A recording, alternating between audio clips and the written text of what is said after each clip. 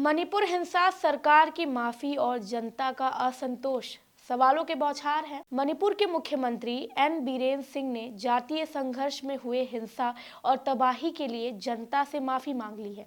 उन्होंने कहा, जो हुआ उसके लिए मैं खेद प्रकट करता हूं। कई लोगों ने अपने प्रियजनों को खो दिया और कई बेघर हो गए। मैं माफी मांगता हूं, लेकिन ये माफी क्या उन जख्मों पर मरहम लगा पाएगी जो पिछले साल से राज्य की जनता झेल रही है? क्या केवल सॉरी कह देने भर से टूटे घर, बिखरे सपने और खोए हुए परिवार वापस आ जाएंगे? ये माफी एक बड़ा सवाल खड़ा करती है। जब मणिपुर के गांव और शहरों में आग लगी थी, गोलियां चल रही थी और लोग जान बचाकर इधर उधर भाग रहे थे, तब सरकार कहां थी? क्यों प्रधानमंत्री नरेंद्र मोदी, जो देश के हर हिस्से में चुनावी रैलियां करते हैं और दुनिया के हर मंच पर भारत की उपलब्धियां गिनाते हैं, मणिपुर का दौरा नहीं कर पाए? क्या मणिपुर भारत का हिस्सा नहीं है, या फिर यहाँ के लोगों का दर्द सरकार की प्राथमिकताओं में कहीं है ही नहीं?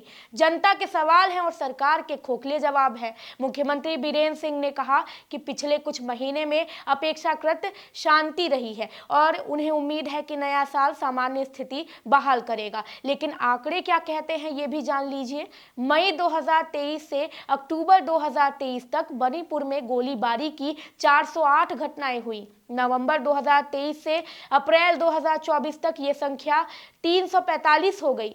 मई 2024 से अब तक 112 घटनाएं दर्ज की गई हैं। क्या इन आंकड़ों को देखकर कोई ये कह सकता है कि स्थिति सामान्य हो रही है? बीरेन सिंह ने यह भी बताया कि लूटे गए 3112 हथियार और 2511 विस्फोटक बरामद किए गए हैं। लेकिन सवाल यहाँ ये है कि इतने हथियार लूटे ही क्यों गए? सरकार ने ऐसी स्थिति बनने ही क्यों दी? जब हिंसा की आग भड़क रही थी, तब सरकार क्या कर रही थी? क्या उनके पास कोई आपातकालीन योजना नहीं थी?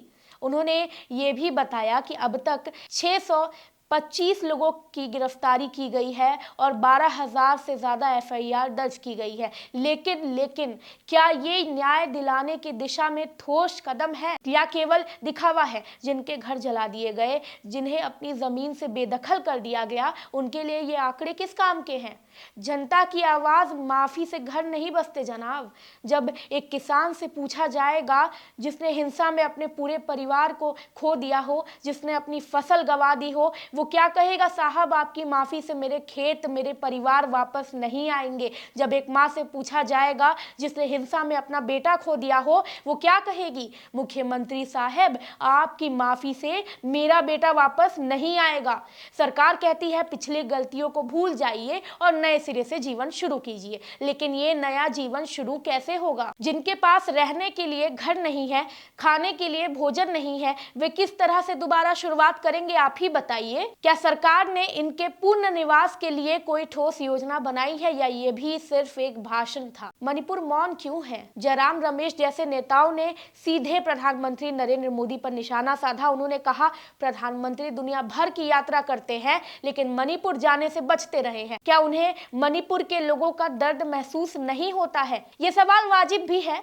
प्रधानमंत्री नरेंद्र मोदी, जो देश के हर कोने में चुनाव प्रचार करते हैं, अंतर्राष्ट्रीय मंचों पर भारत की बातें करते हैं, उन्होंने मणिपुर का दौरा क्यों नहीं किया? क्या ये केवल एक राज्य की समस्या है या पूरे देश की जिम्मेदारी? मुख्यमंत्री बीरेन सिंह ने कांग्रेस के पूर्व पापों को इस हिंसा का कारण बताया। अब देख लीजिए, उन्होंने कहा कि बर्मी शरणार्थियों को बसाने और उग्रवादी संगठनों के साथ सस्पेंशन ऑपरेशन समझौता कांग्रेस के समय में हुआ। लेकिन क्या बीजेपी सरकार पिछले 10 सालों से सत्ता में नहीं है? क्या उन्हें इस समस्या का हल निकालने की जिम्मेदारी नहीं है? सरकार पर कटाक्ष करते हैं। क्या केवल चुनाव के लिए जनता याद आती है? जब चुनाव होते हैं तो सरकार हर गली, हर गांव में पहुंच जाती है। हर किसी को सबका साथ, सबका विकास का वादा किया जाता है। लेकिन जब जनता को सच में मदद की जरूरत होती है तो सरकार क्यों गायब हो जाती है? क्या जनता केवल एक वोट बैंक है, या वो इंसान भी है जिसका जीवन, सुख दुख सरकार की जिम्मेदारी है?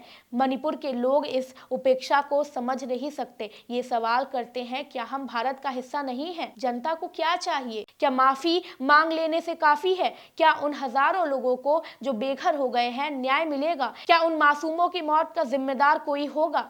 बीरेन सिंह कहते हैं, जो हुआ सो हुआ, पिछली गलतियों को भूल जाइए। लेकिन क्या क्या जिनके घर जले गए हैं वे भूल सकते हैं? क्या जिनके बच्चे मर गए हैं वे माफ कर सकते हैं? माफी से इंसाफ का फैसला तय नहीं होता है। मणिपुर के मुख्यमंत्री का माफी बयान भी है। मणिपुर के मुख्यमंत्री एन बीरेन सिंह ने राज्य में हुए जातीय हिंसा के लिए माफी मांगी और राज्य वासियों से पिछली गलतियों को भूलकर शांतिपूर्ण और समृद्ध राज्य में एक साथ रहने की अपील की है। अब सवाल ये उठता है, मुख्यमंत्री ने माफी तो मांगी, लेकिन क्या ये माफी उन लोगों के दर्द को कम कर सकती है जिन्होंने अपने प्रियजन खो दिए और घर से बेघर हो गए? क्या माफी से राज्य में हुए खून खराबे और हिंसा की स्थिति बदल सकती है? सवाल सरकार से है। जब मणिपुर में हिंसा हो रही थी तब राज्य और केंद्र सरकार कहां थी? क्या सरकार ने हिंसा रोकने के लिए समय रहते कदम नहीं उठाए थे? क्या किसी मंत्री या अधिकारी ने जनता के साथ खड़े होकर उन्हें सुरक्षा दी थी? मुख्यमंत्री बीरेन सिंह ने कहा कि पिछले कुछ महीनों में शांति आई है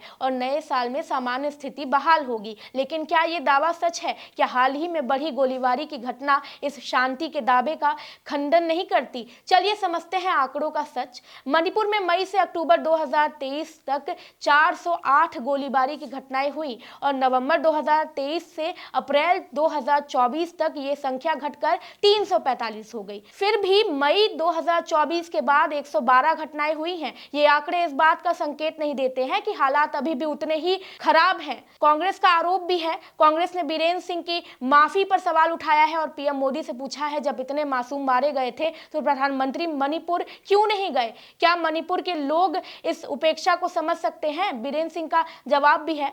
मुख्यमंत्री ने कांग्रेस पर आरोप लगाया है कि मणिपुर में अशांति के लिए कांग्रेस द्वारा किए गए पूर्व के कुकर्म जिम्मेदार हैं। उन्होंने कहा, मणिपुर में असंतोष की जड़ें कांग्रेस के नेताओं में हैं, खासकर म्यांमार से शरणार्थियों को बसाने और उग्रवादियों के साथ समझौते के कारण। बीरेन सिंह ने यह भी कहा कि उनकी माफी एक ईमानदार प्रयास थी, लेकिन कांग्रेस ने इसे राजनीतिक चश्मे में देखा। क्या ये माफी दिल से थी या एक राजनीतिक रणनीति का हिस्सा थी? अब सवाल जनता से है, क्या मणिपुर के लोग इन सरकारी वादों और माफी से संतुष्ट हैं? क्या वे लोग मानते हैं कि सरकार ने उनकी पीड़ा को सही तरीके से समझा है और उनका समाधान निकाला है? मणिपुर की स्थिति पर सरकार के आंकड़े और दावे क्या असलियत को दर्शाते हैं? क्या शांति का दावा सच है या ये सिर्फ एक राजनीतिक बयानबाजी है जिसे जनता के सामने परोसा जा रहा है? आखिरी सवाल ये है कि सरकार कब जागेगी? मणिपुर का ये संघर्ष केवल एक राज्य की त्रासदी नहीं है, ये हमारे पूरे देश के लोकतंत्र की विफलता है। ये सवाल उठाता है कि क्या सरकार केवल भाषण देने के लिए है या वो सच में जनता की समस्याओं को हल करने के लिए काम करेगी। मैं हूं कृति मिश्रा और आप देख रहे थे भारत एक नई सोच। अगर वीडियो आपको अच्छी लगी हो तो अपनी राय इस पर जरूर दें। आप क्या सोचते हैं ये हमें जरूर बताइए, क्योंकि आपका फीडबैक है वो हमारे लिए जरूरी है।